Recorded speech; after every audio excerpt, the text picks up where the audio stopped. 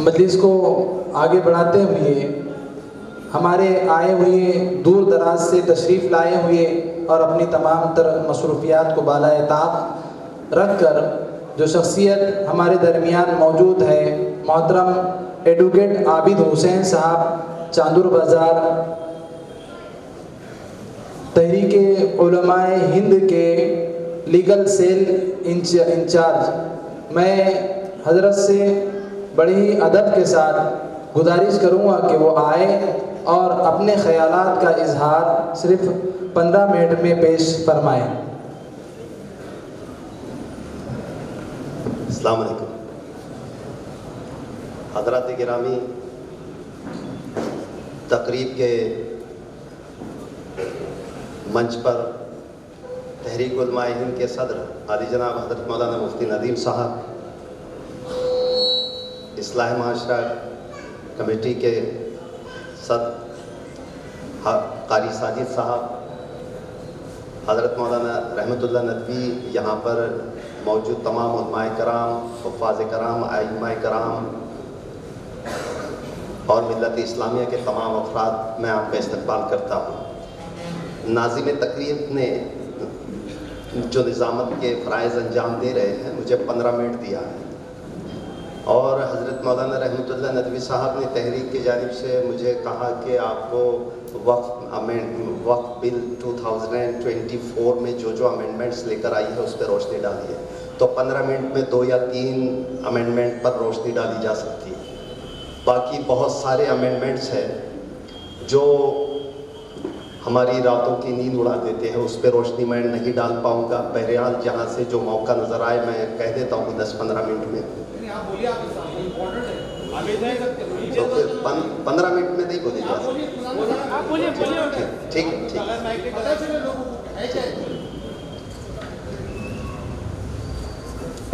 दरअसल बात यह है कि हमारे पार्लियामेंट ने 1950 में एक एक्ट बनाया है जिसे वक्फ एक्ट 1995, मतलब 1995 में हमारे पार्लियामेंट ने वक्फ एक्ट बनाया था। वो वक्फ एक्ट में मुसलमानों की दरगाह और मजहबी मकासद के लिए इस्तेमाल होने वाली प्रॉपर्टीज़, उसका रजिस्ट्रेशन, उसका इस्तेमाल, उससे मिलने वाली इनकम, सारी चीज़ों के ताल्लुक से कानून बना हुआ था। तो 1995 में जो पार्लियामेंट ने वक्फ एक्ट बनाया था, अब एक बात तो वाज़े है कि वक्फ एक्ट जो है ये सिर्फ इसका ताल्लुक मुसलमानों से। अब मुसलमानों में जो फ़िरके हैं, शिया है, सुन्नी है, तो ये सब प्रॉपर्टी या वक्फ, इसका ताल्लुक सिर्फ मुसलमानों से है, मुस्लिम से है, शिया से है, इसके अलावा किसी से नहीं। तो 1995 में जो एक्ट बना तो उसकी हमारे उलमाए कराम ने कोई मुखालिफत नहीं की आज तक। हमारे जो दानिशवरान है, वकला है और मुसलमानों के जितनी तंजीमें हैं, जितने ज़िम्मेदारान हैं, किसी ने कोई मुखालिफत नहीं की। उसकी वजह है हमारे किसी भी मजहबी जज्बात को उसमें मजरूह नहीं किया गया, पूरी लिबर्टी दी गई उसमें। वक्फ एक्ट में जितने कानून हैं वो शरीयत के मिजाज से नहीं टकराते, इसलिए किसी तंजीम ने, उलमाए कराम ने वक्फ एक्ट 1995 की आज तक कोई मुखालिफत नहीं है, इससे हम सहमत थे। इसका सीधा मतलब यह है।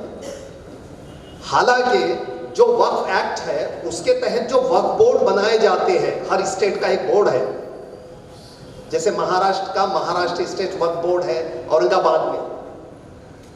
तो अगर आप देखेंगे तो ये अलग बात है कि ये हमारे लिए शर्मिंदगी का मुकाम है कि बावजूद इसमें तमाम सर्वेंट्स, गवर्नमेंट सर्वेंट्स मुसलमान, इसके चीफ एग्जीक्यूटिव ऑफिसर जो होते हैं वो मुसलमान, हमारे जितने वक्फ के सोसाइटीज है, वक्फ है, रजिस्टर्ड वक्फ है, वो भी मुसलमान।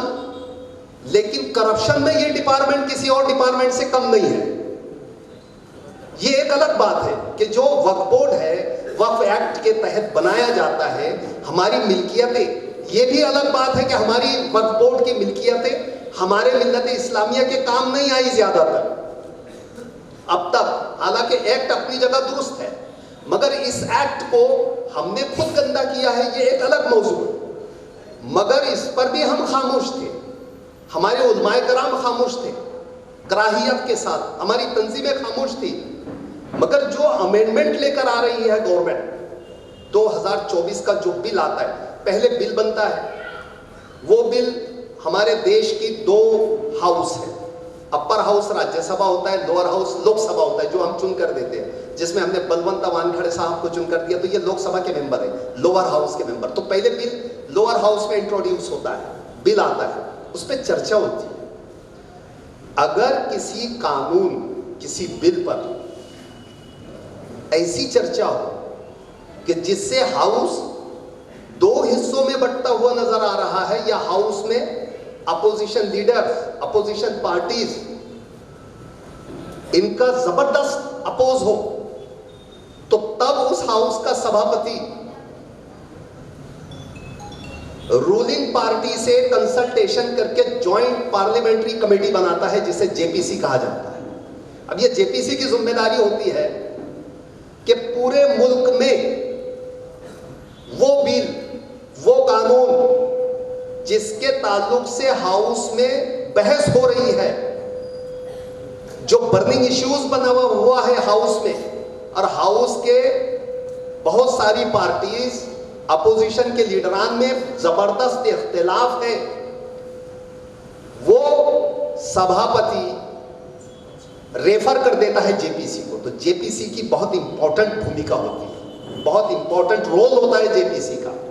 जेपीसी अवाम से पूरे मुल्क में जानना चाहती है कि आपकी क्या राय है इस बारे में। जेपीसी एग्जामिन करती है वो क्वेश्चन को। जॉइंट पार्लियामेंट्री कमेटी तहकीकात करती है, जांच करती है, हमसे, देश के नागरिकों से मेल के जरिए, खुतूत के जरिए, रिप्रेजेंटेशन के जरिए, पिटिशंस के जरिए से राय मंगवाती है। हर शख्स को राय देने का अधिकार होता है। फिर जेसीबी उस पर रिपोर्ट तैयार करती है, जेपीसी, जॉइंट पार्लियामेंट्री कमेटी उस पर रिपोर्ट तैयार करती है। वो रिपोर्ट वापस से फिर हाउस में पेश की जाती है। हाउस के सामने फिर बात आती है कि देश का नागरिक क्या चाहता है, जेपीसी की रिपोर्ट क्या कहती है। मुस्लिम पर्सनल लॉ बोर्ड ने, मैं इससे पहले एक बात अर्ज कर दूं कि जब ये बिल आया, तो बिल को जब हमारे लीडरान ने, खुसूसन सेक्युलर लीडरान ने, समाजवादी पार्टी के अखिलेश यादव ने, कांग्रेस के राहुल गांधी साहब ने, हमारे एमआईएम के असदुद्दीन अवैसी साहब ने, और जो दिगर इलाकाई रीजनल पार्टीज थी उनके लीडरान ने, और हमारे जो एमएलएज है हमारे जो एमपीज ने इस बिल के बारे में कहा कि यह बिल डिस्क्रिमिनेट करता है। भारत देश के संविधान के आर्टिकल्स के, बहुत सारे आर्टिकल्स के खिलाफ है, और इस बिल का जो मकसद दिखाई देता है वो सिर्फ वक्फ की प्रॉपर्टियों को हड़पना और इनकी जो बहुत सारी जायदाद जो मुस्लिम माइनॉरिटीज की है उस पर कब्जा करना है। और ये बात सच है, ऐसा नहीं कि ये पॉलिटिकली हुआ है, ये बात सच है। तो फिर क्या हुआ, जब हाउस में बहुत बहस हुई तो सभापति ने जॉइंट पार्लियामेंट्री कमेटी बनाई। अभी वो बिल पास हुआ नहीं, अभी वो एक्ट बना नहीं, वो बिल ही है अभी। तो जॉइंट पार्लियामेंट्री कमेटी की तरफ ये बिल को भेज दिया गया। अब जॉइंट पार्लियामेंट्री कमेटी ने हमसे हमारे ओपिनियंस, रिप्रेजेंटेशंस, हमारी क्या राय है वो मंगाई है। उसकी तारीख 13 तारीख तक की है। अब ये कितना इंपॉर्टेंट है, जॉइंट पार्लियामेंट्री कमेटी को अगर सिर्फ 50,000 लोग या 1 लाख लोग या 10 लाख लोग मेल करते हैं, क्यूआर कोड स्कैन करके अपना ओपिनियन देते हैं, रिप्रेजेंटेशन करते हैं, तो जॉइंट पार्लियामेंट्री कमेटी तो हाउस में रिपोर्ट पेश करेंगी कि देश के अंदर लगभग 25 करोड़ से ज्यादा मुसलमान हैं। और हमें तो सिर्फ जॉइंट पार्लियामेंट्री कमेटी ये नहीं कहेंगे, लेकिन दिखेगा तो सही कि सिर्फ 50 लाख मुसलमान जिंदा है यहाँ, सिर्फ 50 लाख मुसलमान। देखिए, जो पार्टी ने ये बिल लेकर आया है वो पार्टी हाउस में कह सकती है कि देश के 24.5 करोड़ मुसलमानों को इस बिल से कोई दिक्कत नहीं है, सिर्फ इसका अपोज तो 50 लाख मुसलमानों ने किया है, तब हम क्या जवाब। इसलिए मुस्लिम पर्सनल लॉ बोर्ड ने मुल्क के तमाम मुसलमानों से, सेक्युलर लोगों से, नागरिकों से दरख्वास्त की है कि ज्यादा से ज्यादा हर शख्स अपना फरीजा समझकर QR कोड स्कैन करके अपनी राय, अपनी ओपिनियन और इस बिल का अपोज जॉइंट पार्लियामेंट्री कमेटी के पास अपोज, इसकी मुखालिफत दर्ज करवाए। तो इस लिहाज से ये बहुत ज़रूरी है। हमने इस प्रोग्राम के ख़त्म होने के बाद अपना मिली फरीजा समझकर हर शख्स ने अपने मोहल्ले के जितनी आबादी है उनकी ये फिक्रें करना चाहिए। ये हमारे पास जो 2 दिन बचे हैं, तो हमारी राय जॉइंट पार्लियामेंट्री कमेटी के पास पहुंची है। अब मैं आपको एक बात बताता हूं कि इसमें ऐसी क्या चीजें हैं कि जिसकी वजह से हम इस बिल की मुखालिफत कर रहे हैं। आपको एक बात बताऊं मैं कि बहुत सारे देश में कानून है, जैसे हिंदू लॉ है, मुस्लिम लॉ है। हिंदू लॉ के अंदर कभी हिंदुओं के मजहबी अकीदे के खिलाफ कोई कानून आज तक नहीं बनाया गया, कोई कानून नहीं बनाया। हिंदूज अपने मंदिर ट्रस्ट का जो रजिस्ट्रेशन करते हैं वो उनके मजहबी अकीदे के मुताबिक, उसमें किसी मुसलमान को नहीं लिया जाता। उस मंदिर के ट्रस्ट का मेंबर नॉन हिंदू कभी नहीं होता। ईसाई और क्रिश्चियंस को वो कभी वहां का मेंबर नहीं बनाते। ये जो वक्फ एक्ट आया है 2024, वक्फ बिल आया है 2024, इसमें एक नाइंसाफी की बात है, एक नहीं बहुत सारी है। जो एक बताता हूं आपको, जिससे आप अंदाजा लगा देंगे कि ये कितना शदीद हमला है हमारी मिल्कियत पर, हमारे मजहबी उमूर पर, हमारे मजहबी मामलात में कितनी बड़ी मुदाखलत है। कि जो वक्फ काउंसिल है ना, उसके जो मेंबर है अब तक के रोशनी में बता देता हूं कि हम क्या क्या चीज़ों की मुखालिफत कर रहे हैं। बोर्ड क्या चाहता है, मुस्लिम पर्सनल लॉ बोर्ड, हमारी तंजीमें क्या चाहती है, वक्फ बिल की कौन कौन सी चीज़ों को हमने काउंटर करना चाहिए। तो आपको बताऊं, अभी तक के आपके मस्जिद का तो हमने तहरीक की तरफ से एक ड्राफ्ट तैयार किया है, मुख्तसर 5 मिनट में आपको बता देता हूं। अभी तक क्या होता था, आपके मस्जिद का मैटर आता था, बहुत सारी वक्फ की प्रॉपर्टी का इशू आता था, तो वो इशू आप कहाँ जाते थे हल करने के लिए। इंक्रोचमेंट का मामला आता था, आप वक्फ बोर्ड औरंगाबाद जाते थे, जहां का चेयरमैन मुझसे क्या हुआ है। अब वक्फ बोर्ड को आपके डिस्प्यूट्स, आपके तनाज़ात, मसाजिद, मदारिस, दरगाह, खानका के जितने मसाइल है, अब उन मसाइल का हल वक्फ बोर्ड के पास नहीं रखा गया।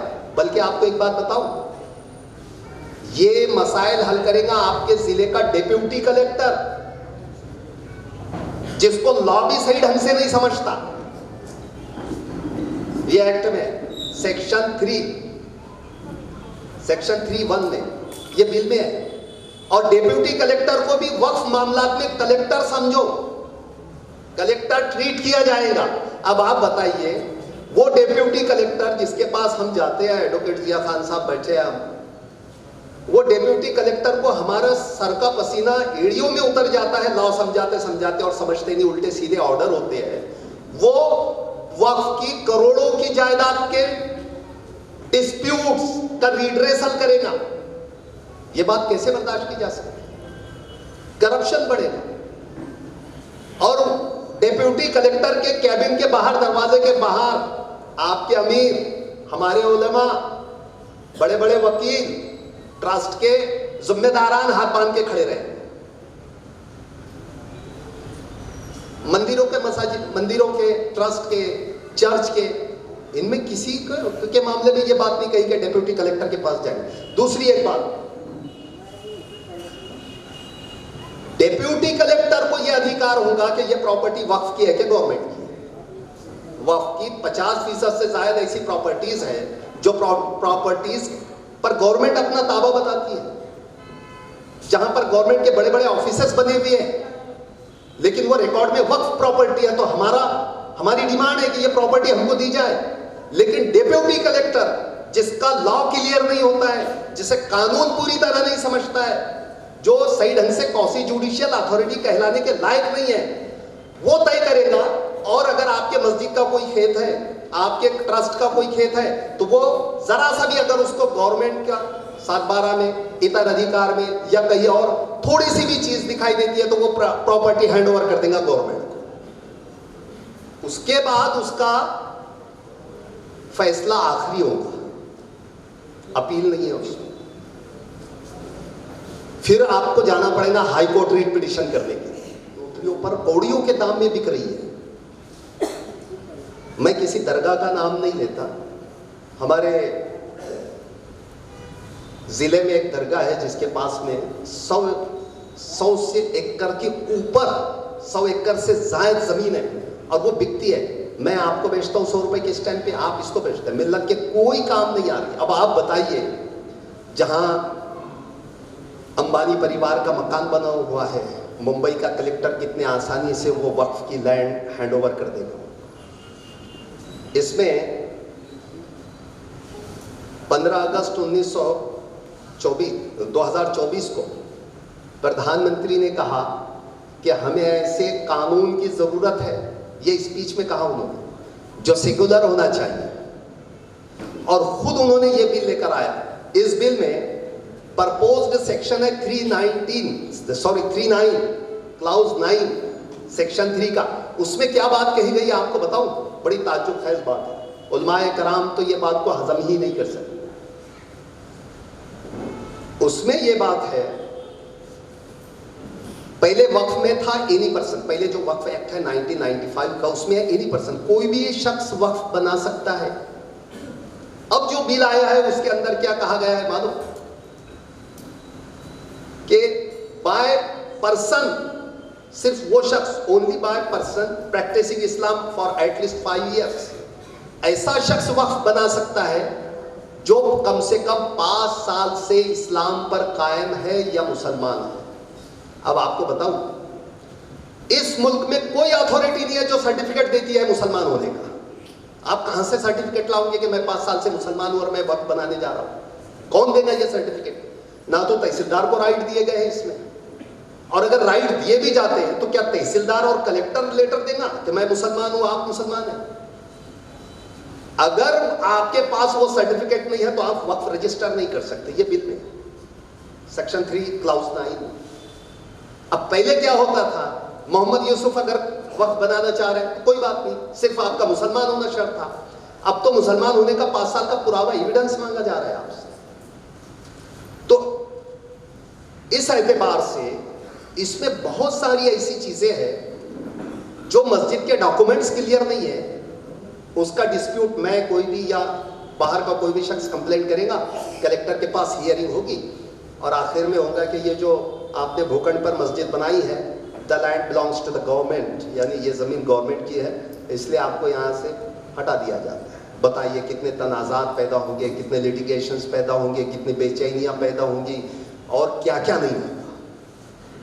सरासर खुल्लम खुल्ला इस एक्ट के वो प्रोविजंस जो बिल में शामिल किए गए हैं, जिससे हुकूमत को कोई फायदा नहीं, मगर इंटेंशन लगता है कि मुसलमान के हर छोटे बड़े शख्स को बेचैन कर दिया जाए। हमारी सलाहियतें खर्च हो रही इसके ऊपर। आपको एक बात बताऊं, उलमाए कराम मुअज़्ज़िज़, उलमाए कराम दानिशवरान यहाँ है, मुसलमानों में शरीयत कहती है कि जो विरासत का हक है वो पैदाइशी नहीं है, वो वालिद के या जो मालिक है प्रॉपर्टी का, उसके इंतकाल के बाद, after the death of the person, property owner, उसके इंतकाल के बाद उसकी औलाद वारिस बनेगी। इस एक्ट में क्या कहा गया है, बच्चा पैदाइशी तौर पर वारिस होगा। अब बताइए, ये तो शरीयत के खिलाफ बात है। ये तो article 1426 of constitution of India का खुल्लम खुल्ला वायोलेशन है, फंडामेंटल राइट्स का वायोलेशन है। ऐसी कितनी चीजों को हम बर्दाश्त करेंगे। फिर ये कहा गया है कि जैसे ही ये एक्ट लागू होगा, ये बिल एक्ट में बदल जाएगा और ये इंडिया में लागू होगा तो तमाम मसाजिद, तमाम दरगाह, तमाम खानकाहें, तमाम वक्फ जो रजिस्टर्ड है उनको अपना पूरा डेटा अपलोड करना पड़ेगा। वक्फ के जो भी वो वेबसाइट वगैरह बनाएंगे या इंतजाम करेंगे, अब उसमें यह है कि वो एक पोर्टल बनाएंगे, वो पोर्टल पर आपको पूरी डिटेल अपलोड करना पड़ेगा। आपको बताओ एक बात, अब अगर ये एक्ट बना और किसी ने 30 डेज में, 2 मंथ्स में, 2 महीने 3 महीने में अगर अपने मस्जिद मदरसे का डेटा पोर्टल पर नहीं भरा तो क्या हो सकता है? आपका रजिस्ट्रेशन लैप्स हो सकता है, क्योंकि 50% से जायद हजरात के पास, जायज वक्फ के पास, इदारों के पास तो अभी डॉक्यूमेंट्स ही क्लियर नहीं है। ये पोजीशन है अच्छे अच्छे इदारों की है। तो अगर आपने नहीं भरे क्या होगा? बाद में आपका वक्फ, आपका रजिस्ट्रेशन इलीगल ठहरा दिया जाएगा। अब इलीगल, एक मदरसा अगर इलीगल हो गया तो मुसलमानों की जायदाद है। एक मस्जिद अगर मुसलमानों की इलीगल ठहरा दी गई तो आप बेचैनी का अंदाजा लगाइए क्या हो सकता है। मुसलमान का बच्चे से लेकर बुजुर्ग जिसकी सांसें चलती है वो मस्जिद, मदरसा, खानका, दरगाह, इसका ना तो इसका अगर आप इसको नाजायज तौर पर इस पर कब्जा कर ले, इसको हत्या ले, इसकी बेहुरमती करें तो हम बर्दाश्त नहीं कर सकते। कितने इश्यूज खड़े होंगे, हम कौन कौन से इश्यूज पर लड़ेंगे। महाराष्ट्र के अंदर कमोबेश मेरी मालूमात के मुताबिक 90,000 एकड़ से ज्यादा लैंड वक्फ की, 90,000 से ज्यादा। बाज लोग दावा करते हैं कि 5 लाख, 2 लाख, 3 लाख एकड़ तक जमीन वक्फ की। कितनी प्रॉपर्टी? या आप मान लीजिए अगर वक्फ की प्रॉपर्टी को सही मानों में अगर फाल बना दिया जाए, जितने इदारे हमारे पास है, जितनी प्रॉपर्टीज हमारे पास है, जितने इंक्रोचर्स हैं उनको हटा दिया जाए, तो आप यकीन मानिए कि सिर्फ अगर हम इस रियासत की बात करें महाराष्ट्र की, तो महाराष्ट्र में बसने वाला हर मुसलमान फर्द, इसको कमाने की जरूरत नहीं रहेगी, इसको कुछ और करने की जरूरत नहीं रहेगी, इसको तालीमी इदारों के लिए चंदा करने की जरूरत नहीं रहेगी। किसी मुसलमान का कोई बच्चा अनपढ़ नहीं रह सकता। हमारे पास इतने बड़े बड़े तालीमी इदारे हो सकते हैं, करोड़ों रुपए की प्रॉपर्टीज है और गवर्नमेंट का इंटेंशन है इन प्रॉपर्टीज पर कब्जा करना। सीधा इंटेंशन है गवर्नमेंट का। कुड़ जो होता है मराठी में, मैं अपनी बात को खत्म कर देता 5 मिनट में। कुड़ जो होता है, कुड़ मतलब ये है, गवर्नमेंट ने महाराष्ट्र में 1958 में और बाकी दिगर रियासतों में अलग अलग मौकों पर एक कायदा बनाया कि अगर किसी किसी जमींदार ने अपनी जमीन को किसी शख्स को लागवन से दे दिया था और वो उस जमीन की बहीद करता है, उसकी ज़राअत करता है, उसको बहता है, तो वो कुड़ कहलाता था 1958, 1958 से पहले। तो क्या होता था, अगर मान लीजिए मस्जिद का कोई खेत है, वो किसी के कब्जे, बहुत सारे मसाजिद के खेत हैं जो औरों के, महाजनपुरा मस्जिद आपके शहर की है, वो किसी गैर के ताबे में है, तो ये वक्फ एक्ट अगर बन गया, ये बिल एक्ट में बदल गया अगर, तो वो खेत उसका हो जाएगा, आपकी मस्जिद का केस खत्म हो जाएगा। और पहले वक्फ ट्रिब्यूनल था, उसको पावर दिए हुए थे, वहां पर डिस्ट्रिक्ट लेवल का जज हुआ करता था जो लॉ समझता था, जिन्हें कायदे का नॉलेज होता था। अब ये पावर्स निकाल कर दे दिए गए हैं डिप्टी कलेक्टर को, जहां करप्शन के और रास्ते खुल जाए पहले। और इस वक्फ एक्ट में एक चीज और लाई गई कि वो ऐसी जायदादें जो डिस्प्यूट्स में हाई कोर्ट और सुप्रीम कोर्ट के जरिए से हमें दे दी गई है वापस, वो जमीनें भी वापस उन्हें लौटा दी जाए।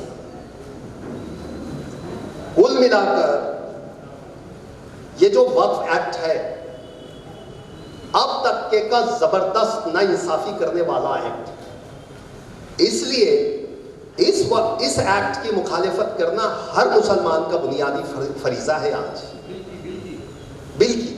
इस बिल की मुखालिफत करना, ताकि ये एक्ट ना बने। अगर ये एक्ट बन गया तो करोड़ों अरबों रुपए की वो जायदादें जो हमारे मकाती, मदारिस, खानका और दरगाहों की मिल्कियत है, प्रॉपर्टी है, वो गवर्नमेंट की हो जाएगी, वो गैरों की हो जाएगी। और एक बात और है इसमें, कुछ मामलात में हियरिंग का कोई पावर नहीं है। देखिए, देश में नेचुरल जस्टिस कहा जाता है। नेचुरल जस्टिस के मानी होते हैं कि अगर कोई चीज डिस्प्यूटेड है तो उसमें हियरिंग ली जाए, लेकिन कुछ सेक्शन ऐसे हैं इस बिल के जिसमें हियरिंग का कोई प्रोविजन नहीं है, हियरिंग ही नहीं है, डायरेक्टली जजमेंट हो गया, ऑर्डर पास। तो ऐसा देश का कौन सा कानून है जिसमें कोई प्रोविजन है जिसमें बगैर हियरिंग के ऑर्डर पास हो जाए, जजमेंट पास हो जाए? ये तो हो ही नहीं सकता। ये तो वायोलेशन ऑफ नेचुरल जस्टिस है। हमारे वकील हज़रात अच्छे से समझ सकते हैं इस बात। तो नाइंसाफी की आखिरी दर्जे की हद कि आपको कहने का और बोलने का भी हक नहीं रखा जा रहा है। ऐसी बहुत सारी चीजें हैं, अभी बहुत सारी अमेंडमेंट्स बाकी हैं जिनके ऊपर अगर कहा जाए तो काफी वक्त लगेगा। मुख्तसरन मैं अपनी बात को यहाँ खत्म करता हूँ, सिर्फ समझने के लिए आपको यही चीजें काफी है कि इस एक्ट में हमारे साथ कितनी नाइंसाफियां हो रही है, इस बिल में कितनी नाइंसाफियां हो रही है। अगर ये बिल एक्ट की सूरत इख्तियार कर लेता है, पार्लियामेंट के लोअर और अपर हाउस में पास होकर कायदा बन जाता है, तो आप अभी ये तसव्वुर भी नहीं कर सकते कि आपकी मस्जिद, आपका मदरसा, आपकी दरगाह, आपकी खानका आपकी रहेगी या नहीं रहेगी। बिल्कुल ऐसा होगा। आप चिल्लाते रहेंगे कि ये तो हमारा मरकज है, ये तो शाहदुल्ला रहमान अब्दुल गाजी रहमतुल्लाह अलैह का आस्थाना है, मगर आपकी नहीं चलेगी। डॉक्यूमेंट्स क्या बोलता है? गवर्नमेंट का क्लेम है, वहां आपको दे देना पड़े। अब आप अंदाजा लगाइए, आप दे सकते हैं क्या? मैं दे सकता हूँ। मुसलमान का कोई फर्द ये देने के लिए राजी नहीं हो सकता है। इसलिए हमें चाहिए कि हम पुरजोर मुखालिफत करें। मुस्लिम पर्सनल लॉ बोर्ड जो तहरीक चला रहा है, इसका हमने भरपूर साथ देना चाहिए। इस बिल की हमने मुखालिफत करनी चाहिए। अपना मिली फरीज़ा, और जो तंजीमें हैं, छोटी बड़ी सोसाइटीज़ हैं, उन सब ने अपना मिली फरीज़ा समझकर QR कोड स्कैन करके इस किस्म के हमने मेल जॉइंट पार्लियामेंट्री कमेटी को भेजने चाहिए, ताकि वक्फ की जो हज़ारों एकड़ की, करोड़ों रुपयों की, अरबों रुपयों की जो प्रॉपर्टीज़ है, जो मिल्लत इस्लामिया का असासा है, उसको बचाया जा सके। इतना कहकर मैं अपनी बात को खत्म